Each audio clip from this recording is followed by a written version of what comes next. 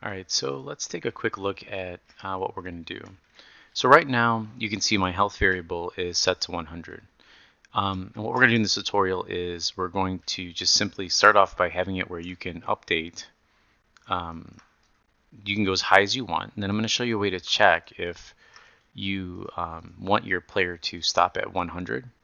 You know, like it'll leave those alone and it won't destroy it.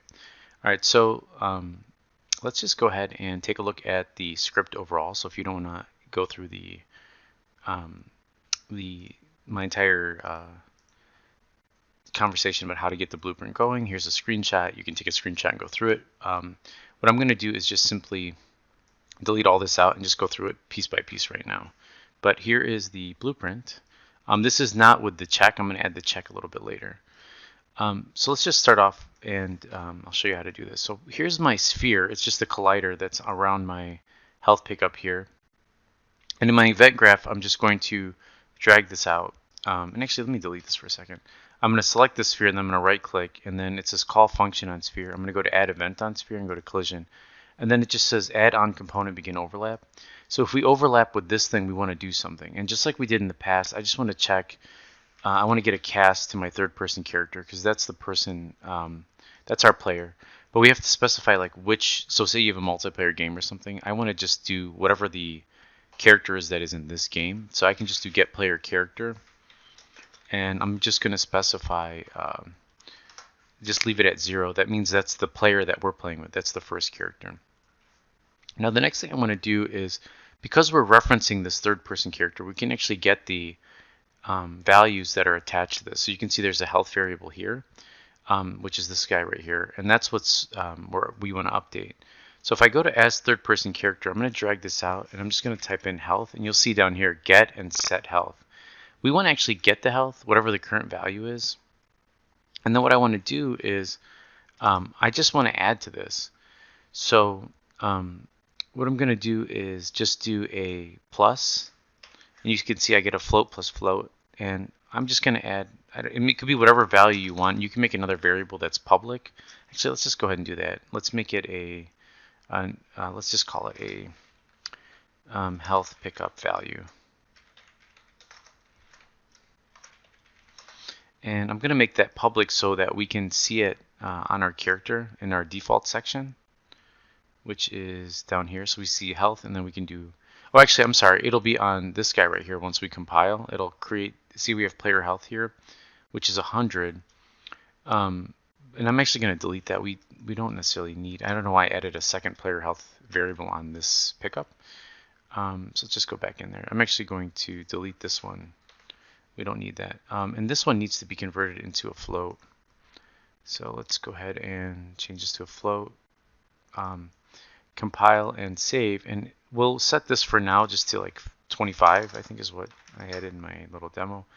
And I can just grab this, and then I'm going to hold control to do a get and just drag this up here.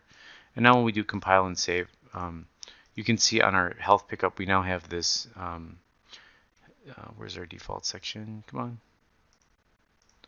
on. In our default section, health pickup value is 25. So, you know, any designers or whatever can edit that. Now the next thing we need to do is we need to set this value, right? Right now we just have our health, which whatever it is currently, plus 25, which is equal to here, but we want to set this value. So I'm going to just drag this out. I'm going to type set, or I'm sorry, I'm going to type in health, and then we'll do the same things before. See where it says set health pickup value? Well, we don't want that. We want just set health on our third person character. Now I'm going to connect this, and we need to still specify what the target is that we're setting this health to. And that's our main character. And because right now it's set to self, it thinks you want to set it to some variable on here and you'll get an error. Now I want to specify something here too. If I compile and save this, it's not going to work, and I'll show you why. If I press play, we're like, oh, why aren't these working? You know, if he's overlapping, you know, he's going up to these things, what's going on? Well, what's happening here is a couple things. One, we didn't set our oops, let's go, where's our third person character? Here he is. Oh, I'm sorry, where's our health pickup? That's what we want to do. A couple things. It says on component begin overlap. I'm going to make this just a tad bit bigger for one, just so that when our third person character goes over it. The other thing is maybe we want to destroy our actor. Okay, so let's do that. So I'm going to go to set here, and then I'm just going to type in destroy. And so let's destroy this right here. Let's go ahead and compile and save. So when we go over this, they'll destroy, which is kind of neat. But again, our health isn't updating. Now I'm kind of berating this point because you have to remember our system that we have attached to this character here. We have a variable here called update health. And this update health is what's doing all of the updating, and it's connected to our update UI, which is attached to our character. So here's update health, and it goes out to here. What we really can do, because we are updating the health variable on our character, is we can just simply call on our health pickup the update UI that is attached. Let me pull this out a little bit.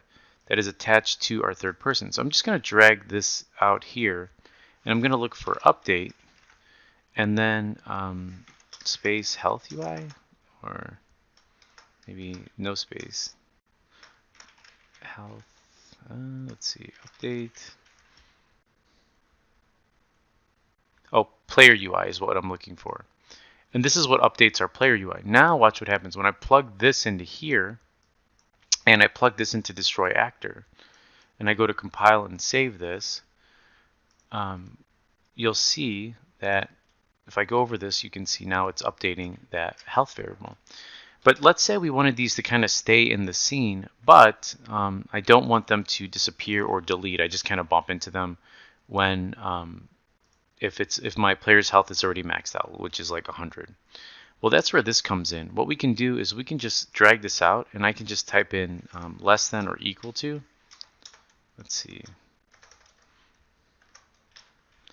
Oh, you know what? What am I doing? Let's do it off of our player health here. So what I think would be cool is if we maybe branch this off. So let's do a branch here. Yeah, that's probably a better way of doing it.